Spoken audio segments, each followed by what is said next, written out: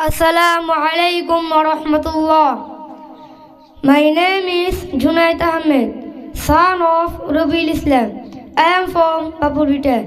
I am a Hifz student. I have completed class 3. Now I am pursuing the Hifz course at MAH Modern Institute. After completing this course, I want to be a big Islamic scholar as well as a good general educated person. Inshallah ta'ala. Pray for me so that may Allah the Almighty give me tawfiq to do so. Ameen. Now I am going to recite a Surah Al-Ikhlas with Urdu and English translation. أعوذ بالله من الشيطان الرجيم. मैं पना मांगता हूँ अल्लाह के शैतान मर्दूद से. I seek refuge with Allah from the outcast shaitan. बिस्मिल्लाहिर्रहमानिर्रहीम. शुरू अल्लाह के नाम से जो बड़ा मेहरबान नहायत रहम वाला है.